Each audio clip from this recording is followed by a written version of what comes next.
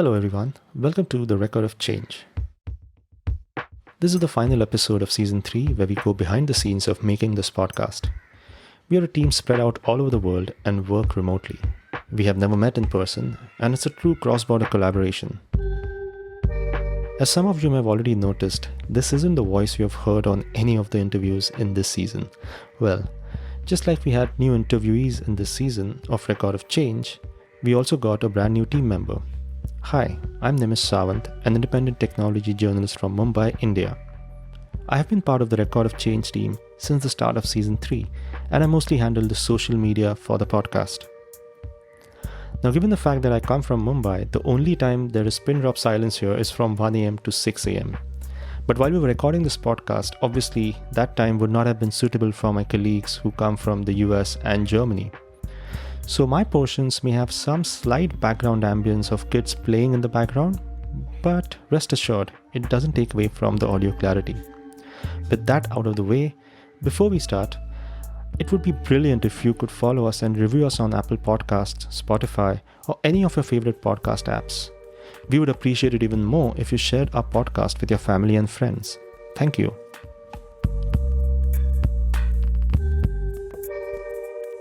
The first question I think most of our listeners would have is, we started off this podcast saying that we're going to document 8 lives and follow them over time. But this time around, we had around 4 new people. So what was the idea behind that, Matthias? Yes, the idea was to further diversify. We felt like we left some areas of the world uncovered.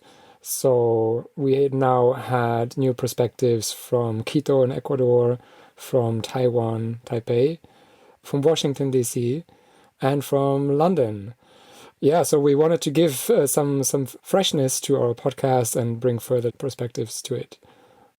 I think it is about us being greedy as producer as well, right? I mean, we first started with just 8 individuals. And of course, if we want to dig deeper into individual experiences throughout such a long time, I think all of us, even as producers or audience, want to know more. So that's why we decided to diversify, to hear more perspective from more corners of the world. Mm-hmm. And was there any specific process in which you identified these people from these different regions? Stephanie? I was going to say mine weren't as regional as they were as interesting. I do think the London story came about because of the UK variant that we've been seeing. And I guess part of our curiosity about this is what is it like to live in a city in London, and specifically during a time like this. And at the same time, I was thinking about personally my network there and thinking about who might have an interesting story about maybe a profession that has shifted over this time. And one of my good friends from my master's program, Stephanie, her husband is a comedian. And so I figured it would just be a really interesting opportunity to interview someone who had to definitely shift what they were doing because comedy is something that has shut down. And with the Washington side of things, we weren't initially thinking about having someone from the States. In fact, I was pretty adamant about, let's not overrepresent the States. We're pretty much everywhere we need to be already. But my friend Catherine from Washington has really had an interesting time over this period of 11 months. And so it was just really just thinking to how can we not feature someone who's been on the front line, who is on the verge of getting her vaccine. Actually, by the time she was interviewed, she had her first dose and was just about to get her second. So she was actually our first interviewee who had gotten the vaccine. So it's just a very interesting perspective because I think internationally we're starting to hear about the States' rollout with the vaccine. We are also hearing things related to Israel having one of the highest percentages of the population. So maybe we could go that way at some point, just putting that feeler out there. But I do feel like it's interesting to have that States perspective because we hear about the vaccine rollout, but it's interesting to have an interviewee who actually saw what happened on January 6th and is living history as we know it. Mm-hmm. Matthias, you reconnected with one of your friend Blanca from South America, in Quito, Ecuador, and obviously, her account was very, very shocking, especially the part where she talks about some of her relatives saw dead bodies on the streets. So, what went through your mind when you were interviewing her, and when you came to know this fact? These shocking stories that I read about was the motivation to get in touch with her. As mentioned on the episode itself, I know Blanca from being her couch surfer back in 2007, and we haven't been in touch for many, many years. So I digged out her contact and reconnected, which was fun in general. And yeah, so I think it was sometime last year, August or so, that I read about especially her hometown, Guayaquil, in the southwest of the country, where they were keeping dead bodies on the streets and burying them in their front yard because they were lacking space or capacities to bury them properly. So that was the motivation. And yeah, talking to her, to me, was, I guess, impressive because she told me these shocking stories just with a big smile on her face. And that's kind of who she is. Like, yeah, trying to see the positive side of it. Mm-hmm. Pratap, you connected with Didim for the third time this time around, and what has your experience been like? Because we've already heard her in season 1 and 2, and this time around she actually spoke about how the pandemic turned out to be hyper productive for her, which is a very interesting sort of perspective. So, what are your thoughts on that interview? Yeah, Didam is one of the few people who's had it better, I think, because of the pandemic. In the first season, she did mention that she had to let go of a lot of trips. She had a lot of international trips planned. A lot of her projects fell through. But then she managed it somehow during this lockdown period. She managed to focus on other projects that she could do at home, and she focused on the novel. She finished her novel. So she's hyper productive in a way. So she's in no way comparable with the rest of the population, like 80% of the rest of the population. So she is not the benchmark at all. And in fact, she is incredibly aware of the fact that she may not be she's an outlier, basically. So that came through when I spoke to her. And it was a unique case because nobody else that I spoke with has had it like she's had it. Nobody else told me that they were getting better productive output because of the pandemic. So it was interesting to hear it from her. Yeah.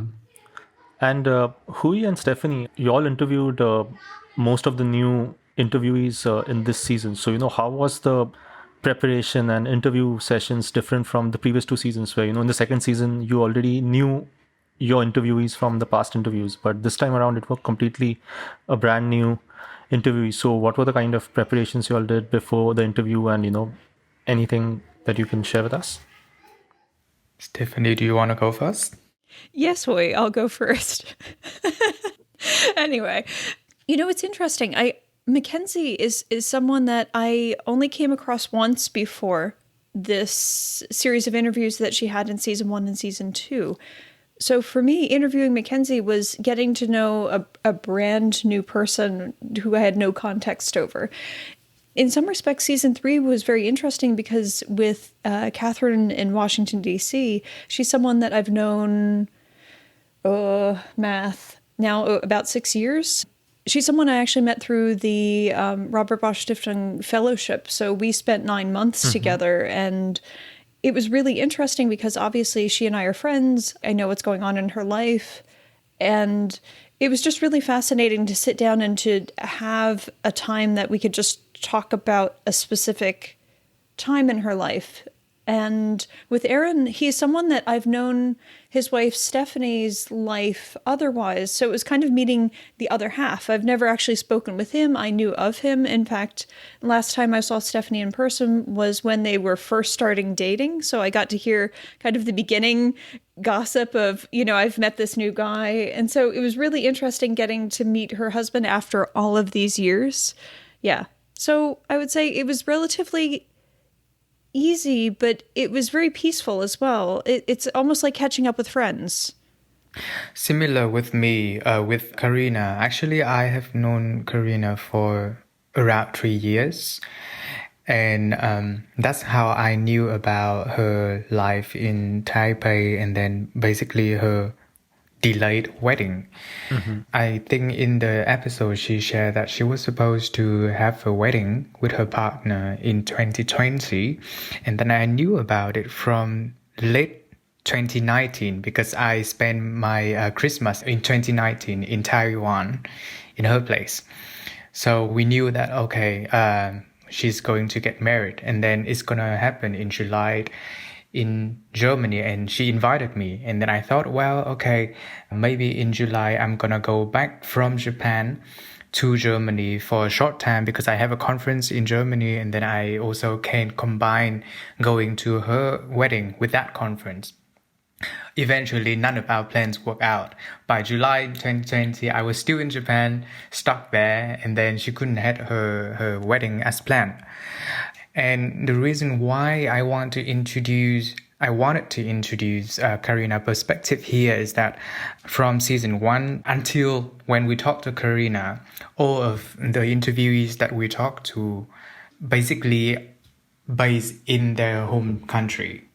And I think Karina is the first person who is living outside of her home country.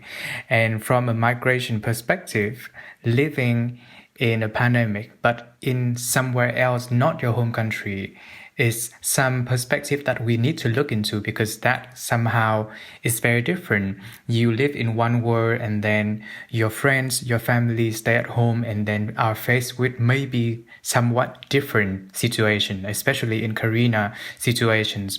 In Taiwan, everything is back to normal. But her families and her loved ones, her friends are still in Germany, which face a very different situations. And that is the perspective that we wanted to bring in this season.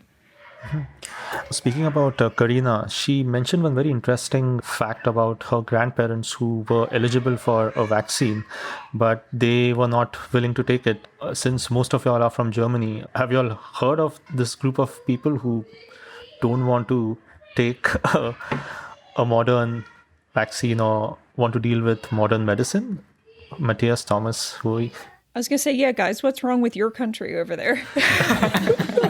So I just read yesterday that there, like, only a fraction of people go to their vaccination appointment, and there's so much vaccine unused in Cologne and Berlin, and I'm living in the States, in New York, and I don't understand it either. I don't know what's going on there. I want to point out something that, okay, there are a lot of unused vaccines in Germany right now, and that is the AstraZeneca vaccines. Nobody is taking AstraZeneca vaccines, and there is a huge disparity because there is a lot of misinformation about the efficacy of these vaccines in population 65 and above. So that is causing a lot of issues. Yesterday also I saw Gesundheitsministerium releasing some mandates about telling people that it's perfectly safe to take these vaccines. Also, one more thing I want to point out about Germany's anti-vaccination scene is that I feel people in Germany who don't want to take vaccines are not conspiracy theorists. They're anti-vaxxers. They don't want any chemicals, any foreign particles in their body. It's not because they fear that Bill Gates has a chip installed in their vaccines. And that's not the reason, I think. It's because people here still believe in homeopathy, alternative medicine. There is a huge scene there. That is, I think, the reason. I don't know. Correct me if I'm wrong, Matthias or Thomas. Well, I don't think there's one reason. I was surprised to hear now from Thomas that there's such a big amount of unused vaccines, and I don't know why.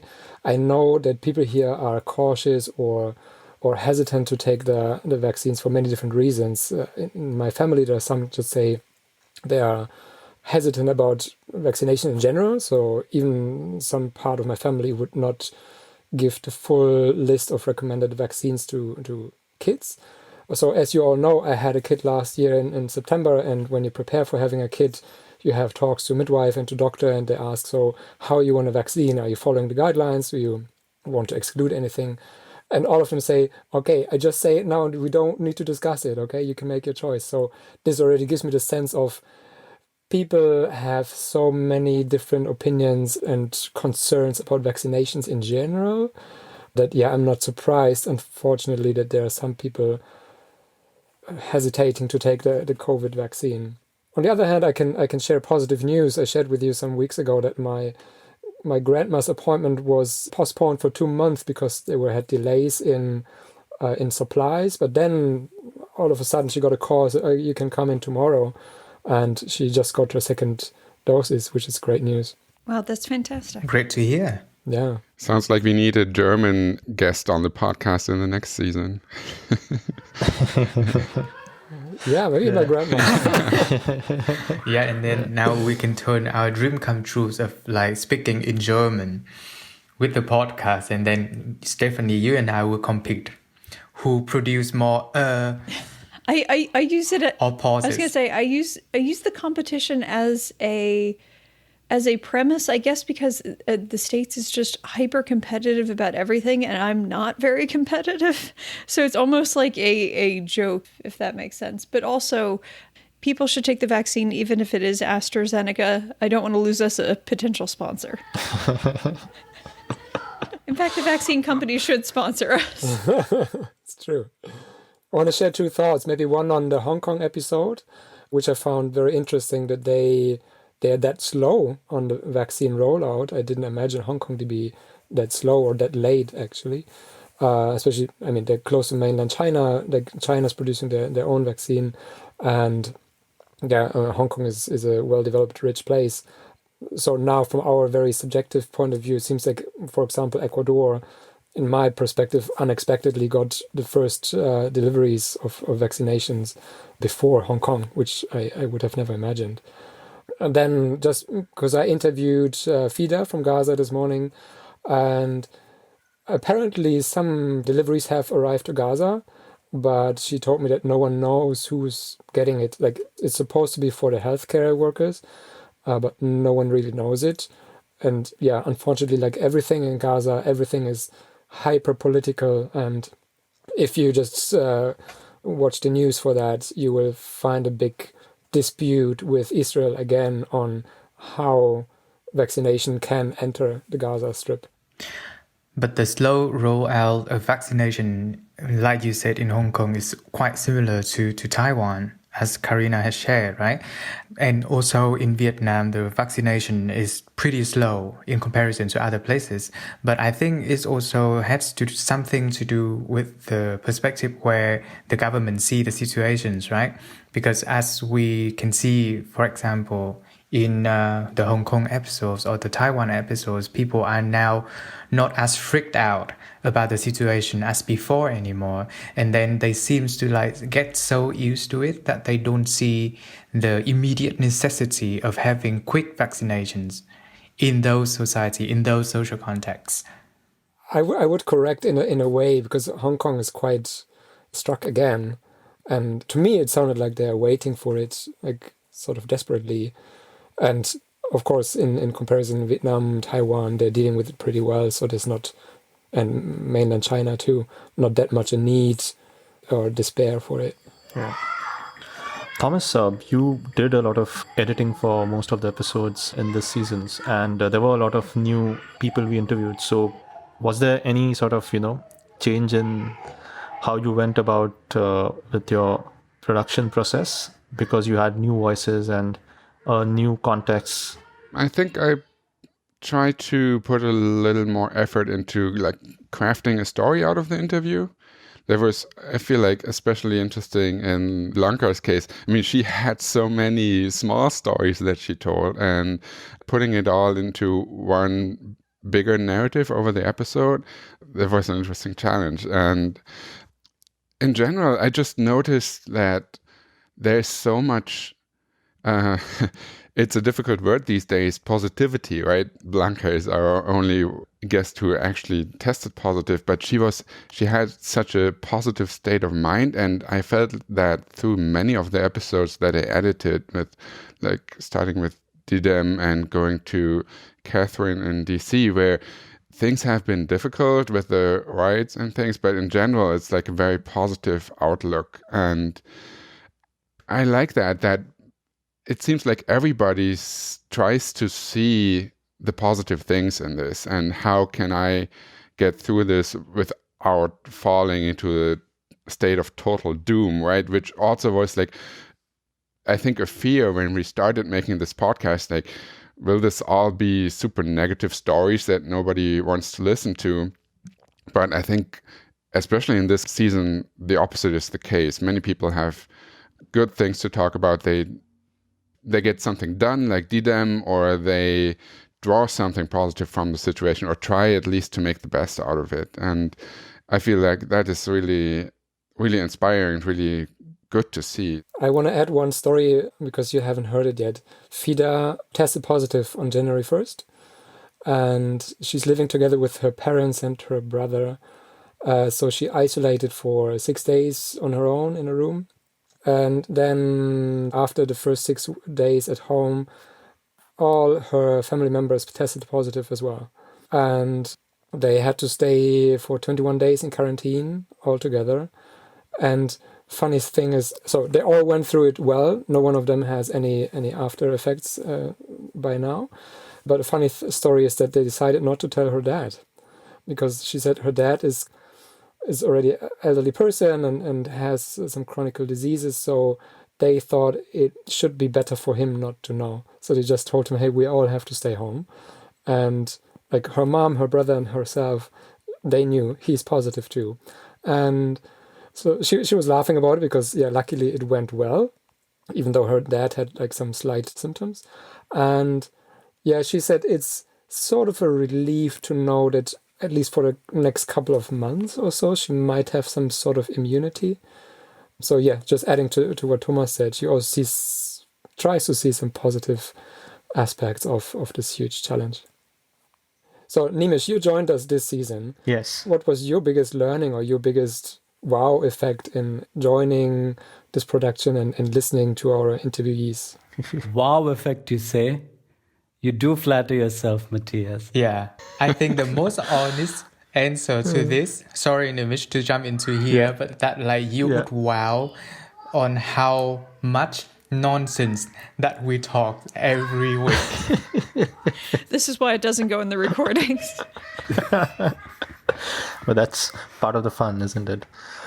Well, I had first heard an episode of Record of Change, I think sometime in October. And the interesting thing for me, I think, was getting to know perspectives of life under COVID from all of these varied countries. And at the same time, you were hearing the same set of people after a 3-month gap, which I found pretty interesting. And of course, I came on board as a social media guy. And I thought that there was a lot that, we could do on Twitter and Instagram. Although Twitter is still a bit of a challenge to, get through to people. But I think we should improve that in the next season for sure. Yeah, dear audiences, if you follow us on social medias and then you have see some very nice changes on how our social media's outlets look, that is from Nimish. Thank you. Out of curiosity, to follow up on what Nimish has asked Thomas about the editing process, this is also from Matthias as well, because you guys both work on the editing part of the podcast. So throughout the 3 seasons and until now, do you guys hate any of us more? That's impossible because I didn't know any of you before. Because he hates everyone equally. I'll start. I hate my own voice. And how can you guys, I feel bad that you guys have to listen to it because I have to listen to me all the time and I would never want to edit my own audio. Everybody hates their own voice for some reason. I don't know why.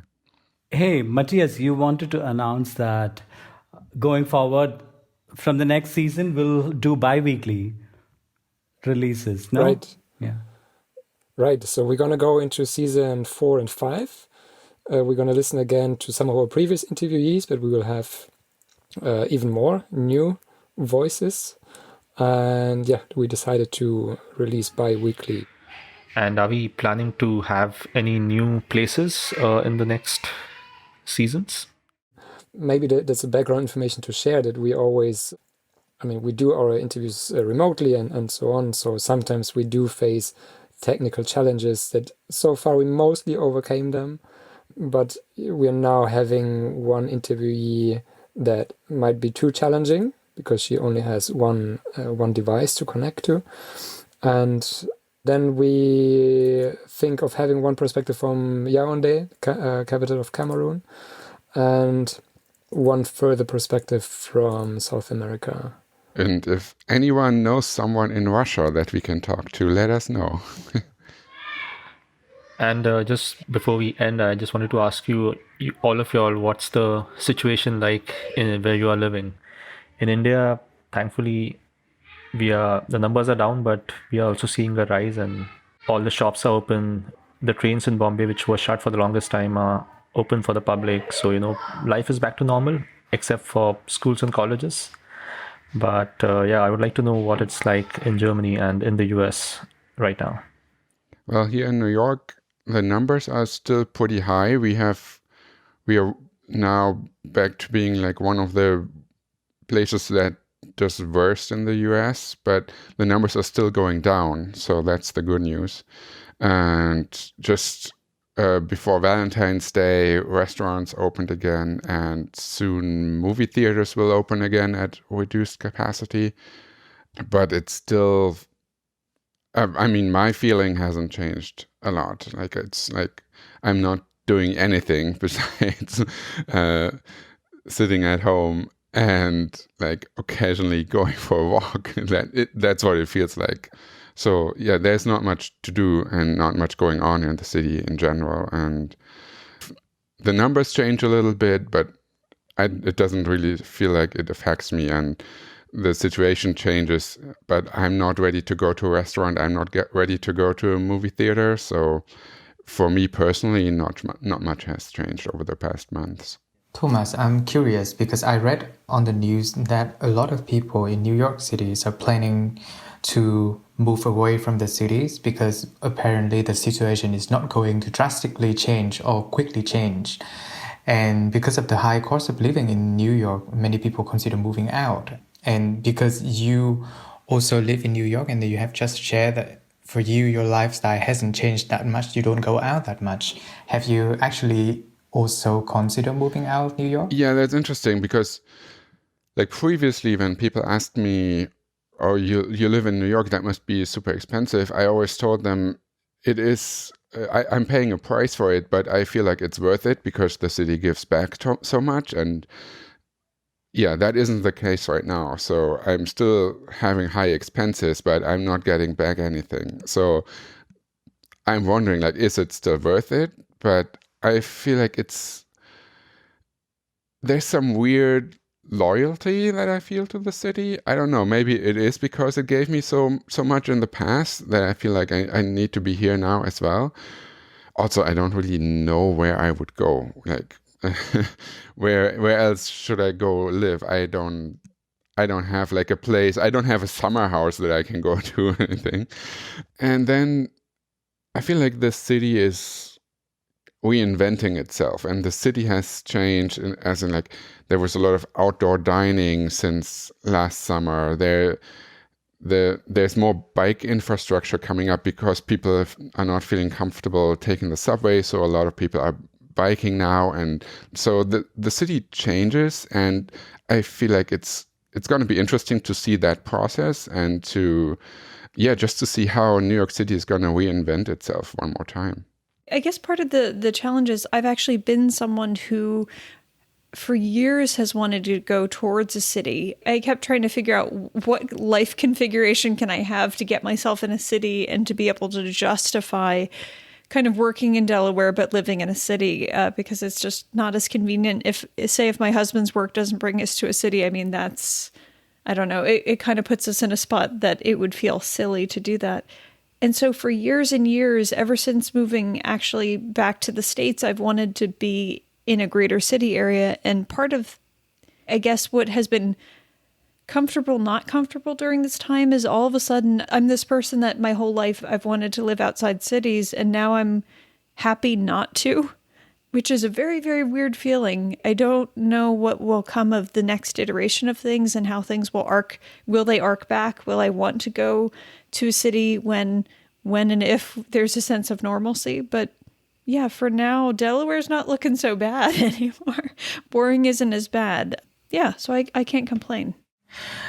I think recently I read the newspapers every day to update myself on the number of cases in Germany. And then it is quite relieving in a way that, yes, it is still high, but in comparison to the past few months, it has been really dropping down. So, for example, where I am living, Duisburg, I still remember in November, that was when I moved back to Duisburg. And then the incident rate back at that time for the whole 7 days was more than 200. And then now it is about 60 or 65. So it is not still great, but in comparison to the past, it was way better. But similar to Thomas, I didn't see myself as having much change. Most of the time I stay indoor, working, and still just go out for going to the supermarket to get myself food or drinks, or going for a walk or going for a run. I even now use a delivery service for drinks. I think what I find kind of misleading is that back in November or so, when the numbers went up so high in Germany, all the news or all the publications for showing the incident rates on the German map for all the counties, so they had to correct the color that they're using, because back then 50 was already dark red. Then they turned, I think, 200 to very dark red, and above 200 is purple or something. And they're still sticking to that. So at the moment, the area where I live, around Bonn, it's very bright yellow. And I look at this and I feel like, oh, it's nice, right? We can go out, and, why are the shops still closed? But I find this kind of misleading, or wakening up some temptation to go out and do things. Because here numbers are between 50 and 60, I would say. And this, just a couple of months ago has been dark red. Dark red means like flashlight, don't go out. And yeah, I would say maybe not in my family, but around here you can feel this, we want to go out, we want to do things. Like, people are mostly talking about lifting the restrictions, which are now lasting since beginning of November, which I can understand. But for me personally, I'm a bit afraid of it, seeing that this apparently this variation, which was first discovered in the UK, is much more likely to be spread and much faster and much heavier symptoms and so on. So I hope this doesn't give a backfire in the end. I think one of the problems is we don't have enough shades of red, is what you're saying. We've gotten to a stage where we have a false sense of comfort, and we just need to expand our eyes to see more shades of red. Yeah, I completely agree with Matthias, because lately it stretched me out so much that I normally go out for a run. And then lately, because the numbers has been reducing, and then also the weather has been nicer, there were so many people outside. And then along the river where I run, basically there are groups and groups of people without any mask. And because, people feel the urge to go outside when the weather is nice, when, the number has been reducing. So I really hope that there would be no backfires on this. Nimish, how is it for you in Mumbai? Well, in Mumbai, since December, January, most of the establishment shops and all have started opening up for business. I think it started way back in, September, October itself. But now you have restaurants that are open. Some theaters are open in limited capacity. And public transportation is back in full swing. So, you see crowded buses and all of that. So I would say what Mumbai was maybe, say, in March, April, it's completely different. Everyone's feeling that the virus has gone, and also because India started vaccinations, right? So people are getting vaccinated, and we have done, I think, almost over 10 million vaccinations. So there is some sort of a feeling amongst people that, okay, the vaccine is here and the cases are falling. So, we are out of the pandemic. But that's not really the case, because lately some pockets in India has seen some spike in cases. It's not very high, but people are getting very cautious about it. So, yeah. But schools and colleges are still not working. It's still online education. Most of the offices still work from home. So, on that front, things are still the same. But I don't see a lot of people wearing masks around in Bombay. I mean, if you go to public places, yes, there are some municipality marshals who sort of fine people if they see them not wearing a mask and all, but generally the attitude amongst people with masks is not as strict anymore, I would say. I'm curious if the vaccination strategy is different in India. Who can get the vaccine? So in India right now, only the healthcare workers and people who are on the front line of, COVID test centers and all, they are eligible to get a vaccine. And the vaccine dispersal happens via this app called COVID. And, all the vaccines that have been administered in India have been through this app. So you have to register on this app, then you'll get a code and an address where you can get the vaccination. There is a fair bit of vaccine skepticism. We still haven't vaccinated as many people as we should have by now.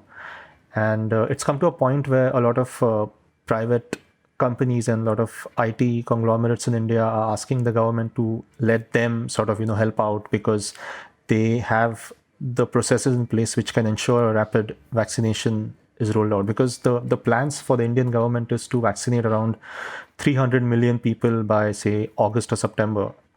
And at the rate at which we are going, I don't think we are going to vaccinate that many people if the status quo doesn't change. I have another question to all of you. What are the positive takeaways that you get from this experience so far? I feel like the fear of missing out is gone.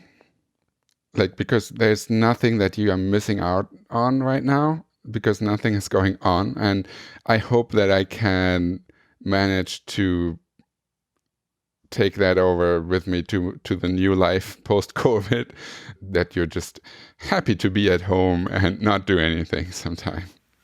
I think for me, it would be the knowledge that not everything have to happen offline. There were so many unnecessary meetings in the past. And then we, through this, all know that, okay, we can just through an email or through a short calls via Skype or Zoom or Teams or whatever platform, that can be done. So maybe that is the thing that I can take away from this, is that to reduce unnecessary meetings, even though the definitions of unnecessary meetings varies a lot. I guess none of us had the bad experience of really missing out something essential because of in face of all the restrictions. As far as I know, one of you had couldn't attend a funeral, couldn't see family in a serious condition, or, I do feel like I missed out on both of my parents' 70th birthdays. And I feel like that was really hard, because that's a time to celebrate. I actually planned my spring vacation that I was going to take to be back for my mom's birthday. And then I didn't get to see her for it. And then months and months passed by and I didn't get to see my dad for his birthday. So I do feel like, I feel like you were asking about the positives and now it's like, oh, wah wah. But I do feel like there's a lot to miss out on during this time. I actually feel like FOMO can be worse, actually, because you're so desperate for the out social time. And me, as someone very, very conservative with socializing, I feel like I've missed out on a lot. Yeah, and then I think for me, it's about the appreciations of the indoor environment, because basically we cannot go outside. So it is better this time to have a nice indoor environment that you feel comfortable in.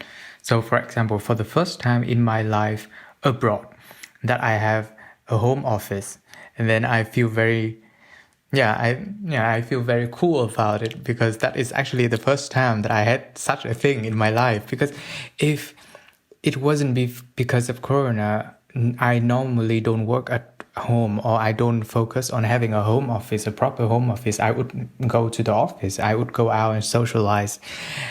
Yeah, and now for the first time in my life, I have a proper workstation at home.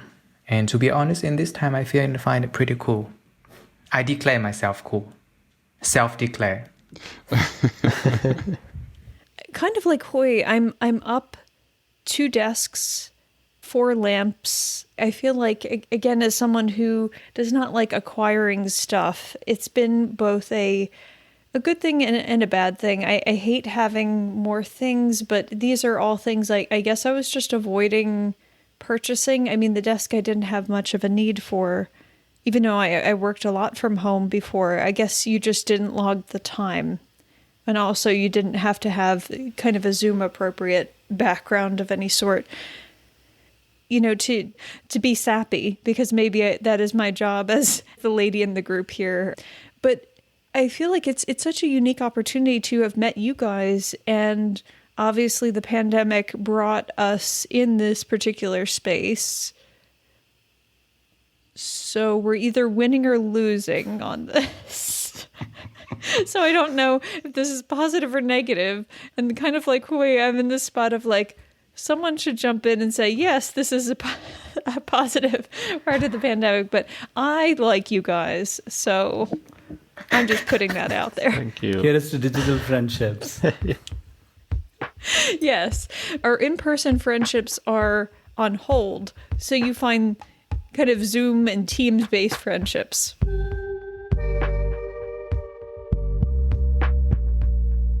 So that was the last episode of Season 3 of Record of Change. We really hope you enjoyed listening to this episode. We would love to hear your feedback on our journey so far, and I would really like to know if I'm doing a good job with social media outreach on the Record of Change. We will return with Season 4 towards the end of March 2021. If you like what you hear, please consider leaving us a review on Apple Podcasts, Spotify, or any of your favorite podcasting apps to help others find our podcast. If you enjoy Record of Change and would like us to carry on with more seasons, please do consider becoming a member of our Patreon community. As a member of the Patreon community, you will receive early access to our new episodes, bonus content such as behind-the-scenes content from the Record of Change team, and you also get an opportunity to pitch questions alongside us and help us in making the show. The Record of Change podcast is implemented with and by the members of the Bosch Alumni Network, a community that brings together current and former members, grantees, and staff members of the Robert Bosch Stiftung and its partners. Thank you.